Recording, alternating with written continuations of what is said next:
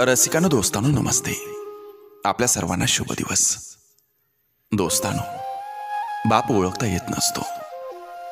कधी बाप वळण लावत असल्यानं वाईट असतो, कधी बाप पैसा नसल्यानं वाईट असतो, कधी बाप रागामुळे वाईट असतो, तर धाकामुळे तर प्रत्येकच बाप वाईट असतो. दोस्तांनो, अज्ञानातलाच बाप सर्वांना माहीत असतो. पण थोडा जरी कुठं कमी पडला तर बाप बोलणं सुद्धा ऐकून घेत असतो. आतल्यात हा बाप तसाच रोज रडत असतो. प्रत्येकाच्या गरजासाठी एकटा बापच वाहत असतो. दोस्तांनो, सर्वांच्या आवडीची किंमत तो बापच चुकवत असतो. मुलांना पायावर उभं करणारा औषध म्हणजे बाप असतो. बापाचा राग असतो. रागामागं मुलाचं सुख पाहणारा हातबल बापच असतो. दोस्तांनो, आईसारखा बाप ओळखता येत नसतो, कारण घडवण्याचं काम हा बापच करत असतो. बापाला कमी पडण्याची परवानगी नसते. बापाला अडचणी सांगण्याची परवानगी नसते. बापाला थकण्याचीही परवानगी नसते. आणि बापाला थांबण्याची सुद्धा परवानगी नसते. पण एक दिवस म्हातारा झाला की हाच बाप घरातल्या कोपऱ्यात पडून असतो, नाहीतर अंगणातल्या झाडाखाली एकटाच बसून असतो. हा बाप सहज ओळखता येत नसतो. अश्रू दिसू देत नसतो. तो मनातलंही बोलत नसतो. म्हणून दोस्तांनो, बाप सहसा ओळखता येत नसतो. म्हणून एकच विनंती, बापाला ओळखा, त्याला प्रेम द्या, त्याला आधार द्या, त्याला मायेचा स्पर्श द्या. नक्की एकदा विचार करा. चला दोस्तांनो, आजही आपल्यासाठी सुंदर विचारांची ही शिदोरी, ही मालिका अशीच पुढे घेऊन आलोय. चला दोस्तांनो, करूया सुरुवात सुंदर विचारांना, सुंदर सुविचारांना.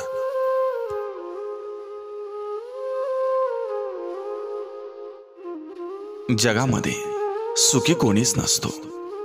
म्हणून आहे त्या परिस्थितीमध्ये सुख माना.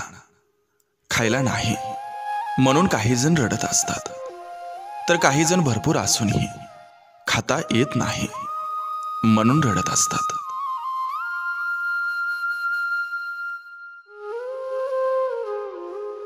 वेळ गेल्यावर पश्चाताप करण्यापेक्षा पश्चाताप करायची वेळच येणार नाही असं वागावं माणसाने.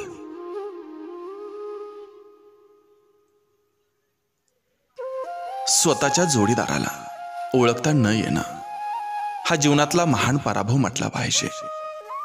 या पराभवाचं चटकं हे प्रचंड बसतात. घर उद्ध्वस्त होतं.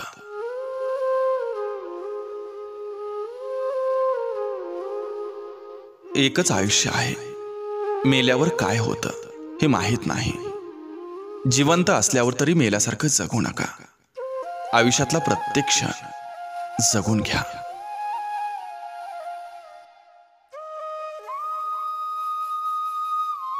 स्त्रियांवर वाईट नजर ठेवणारी व्यक्ती ही कधीही पवित्र असू शकत नाही.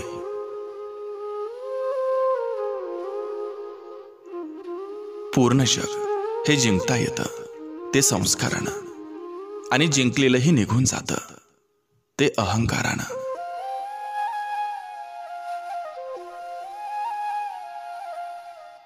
कर्म चांगले करा. स्वर्ग नरक सर्व इथंच आहे.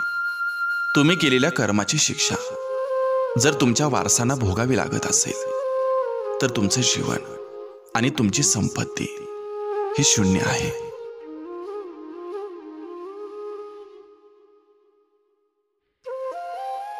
भोळ्या चेहऱ्यावर भाळू नका, कारण चेहरं हे फसवा असतात. नजरेच्या जाळ्यामध्ये फसू नका, कारण नयन हे चंचल असतात. माणसाच्या स्वभावाची पारख करा. त्यांच्या विचारांचा अभ्यास करा. अन्यथा आयुष्यामध्ये खूप मोठा निर्णय चुकीचा घेतल्याचा पश्चाताप होत असतो.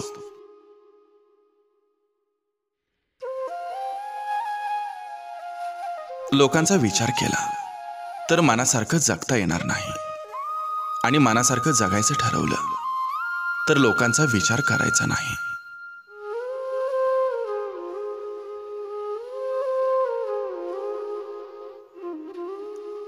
माणूस पाहून वागावं आणि परिस्थिती पाहून रंग बदलावं.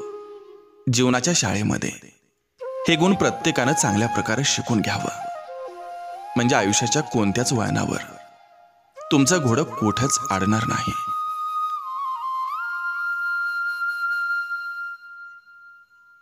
शंका किंवा संशयाच्या सवयीपेक्षा गंभीर काहीच नाही. कारण संशय नात्यामध्ये दुरावा निर्माण करून सर्व काही नष्ट करत असतो.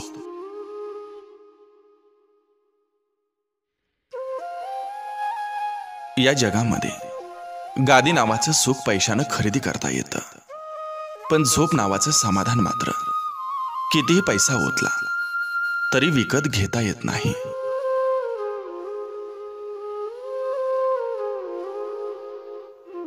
कधी कधी आयुष्यात एक वेळ अशी येते की त्या क्षणी प्रश्न नको असतात, फक्त साथ हवी असते.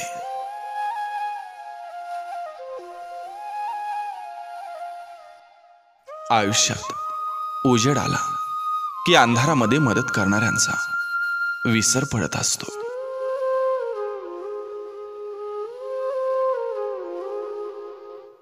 कबुतराला गरुडाचे पंख लावता येतील हे, पण गगन भरारीचं वेड हे रक्तातच असावं लागतं. कारण आकाशाची ओढ दत्तक घेता येत नसते. होकार नाकारायला आणि नकार स्वीकारायला सिंहाचं काळीज लागत असतं.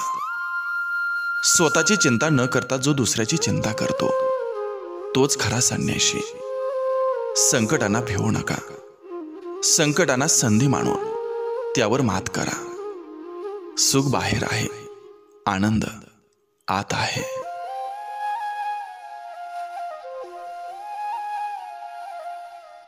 चार पैसे कमी कमवा, पण माणुसकी आणि माणसं भरगच्च कमवा.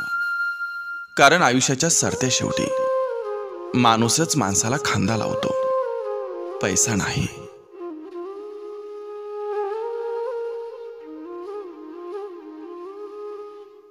साधेपणा हे अंतिम सौंदर्य आहे.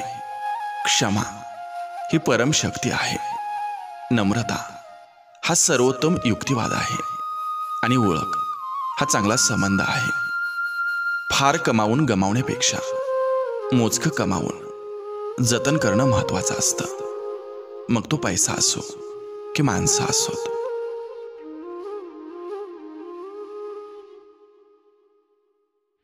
आपण आपल्या सोबत घेऊन फिरतो ते आपलं अस्तित्व असतं, आणि जे आपल्या माघारी चर्चेलं जातं ते आपलं व्यक्तिमत्व असतं. व्यक्तिमत्व जर स्वच्छ असेल तर आपल्या अस्तित्वाला सुद्धा नेहमी लोकांचा सलाम असतो.